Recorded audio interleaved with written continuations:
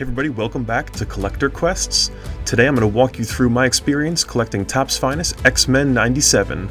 All the do's and don'ts and a little bit more information about these cards so you know what you're finding when you're ripping them open. Let's get right to it. Life is about collecting memories, moments, experiences, and treasure. What will you be collecting next? Join us on Collector Quests. Hey everyone, thanks for joining me.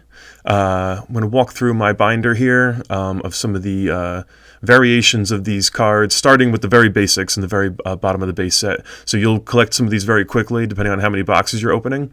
But it's important to know what you have and the value that some of them might hold as you walk through. So let's get right to it.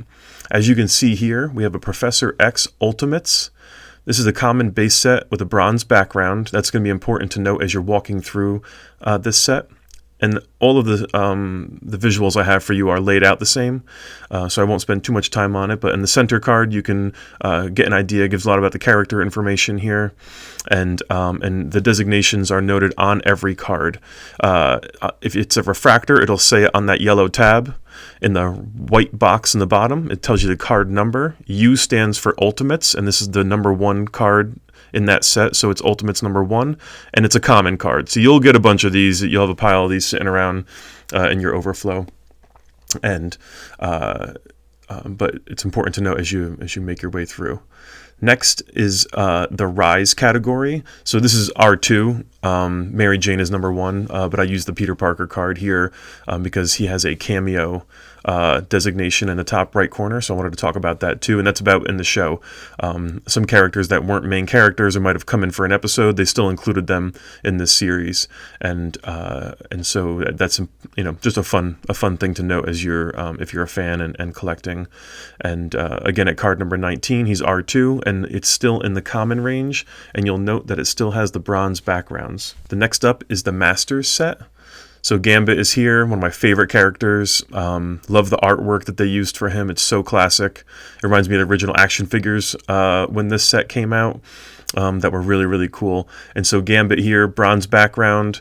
Again, M1, since this is the first appearance of the Masters set.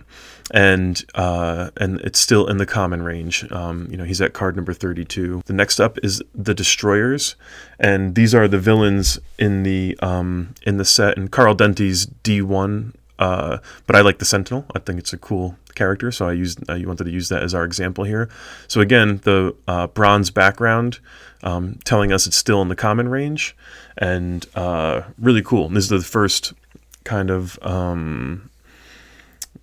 look at some of these like bad guys, even though there's some villains noted in the other Masters, like Mojo is in there, and but I feel like the Destroyers are dedicated to the villains in this set.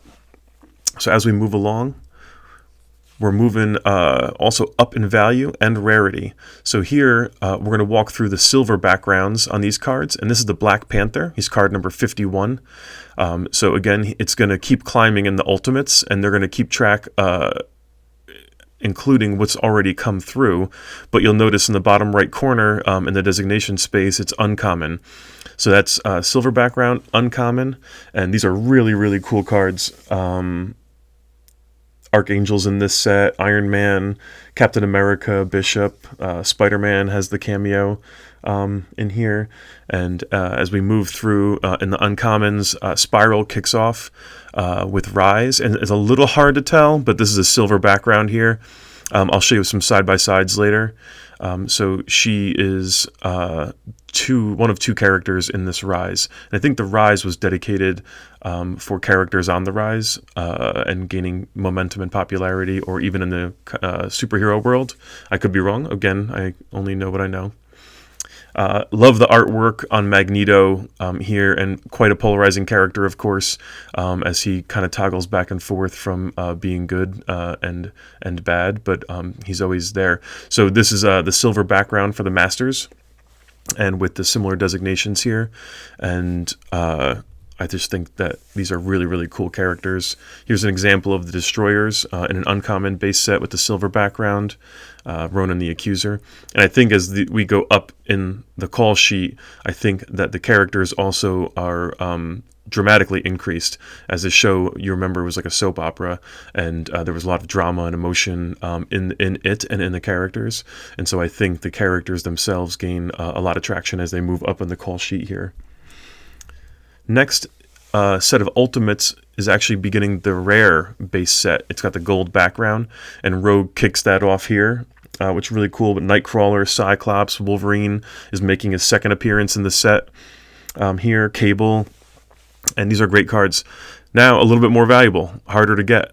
And I just put together a couple examples here so we don't be repetitive, but the Master's Gold, the Rise Gold, and the Destroyer's Gold, just so you can see the backgrounds and all of these. Love this Sunspot card, super cool character in this set.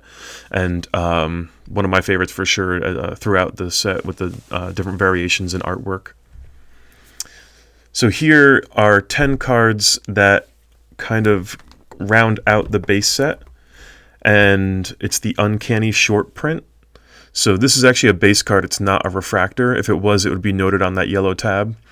And these are really, really great cards. This artwork is repeated in a couple of the other insert sets and refractors as you move through the line. But I just wanted to show you what a basic idea is here. So now with the refractors, I'll walk you through my card. These are all my cards, so I kind of just use those because that's what I have, so that's what I know. I was fortunate enough to acquire a promo card of Magneto and Cyclops, and they're blue. So if you look at Magneto here with that blue-purple background, it notes that it's one of the promo cards. I wonder if there's one for every character. Who knows? Maybe. The base card with the gold that we talked about, and Magneto falls into the rare category. He's, I think, number 86 in the set for this particular card that I'm showing you. Now the rainbow edges, smooth rainbow edges in the center is a refractor, so one step up from the base card. The next one over is a laser refractor. So that's out of 199. So this is where the serial numbers begin to come into play. So clearly more valuable, a little bit more detail work in the hologram, and so 199 of these in the world. So make sure you grab yours. And moving up in value, the X-Fractor. This is noted by the square hologram pattern in the back. Really, really cool card. These are numbered out of 97, I think, for 1997, the X-Men 97 series. And really, really beautiful artwork and great hologram. Next, I want to show you the color designations here. And again, these are my cards. I did my best to try and group a couple together so that you can see the different refractor variations. So we have a gold numbered out of 50, Executioner. And this is a really, really cool card. I love this character. And as you'll see, there's a couple different variations in his artwork as well. The oranges are numbered out of 25. And I think this runs consistent with Topps other system for their other sports cards and whatnot. The reds are out of 5. And I was fortunate enough to acquire the Superfractor. Pack pulled it on this show. You can look for episode 13 is where I pulled that. And so this is a 1 of 1. So if you're new to collecting, there's only one of these in the world. So if you're fortunate to get it, you got it. I looked on eBay and there's some available for sale. There's some that have sold. So really the only way to get it is if it's up for market or if you pull it. And this is a really, really cool card. Here's some of the variations for the Uncanny short prints. And I love these cards just as a base card. They just look really, really cool. These laser refractors at a 199. The Wolverine's a base refractor. We have the X-Fractor at a 97. This gold Cable card is out of 50 out of 50, so it's the bookend. And just love this card. It's beautiful. The Beast Orange Uncanny at a 25. And obviously this also comes in a red and a Superfractor. I don't have those because you can't have all the cards, but we can sure try.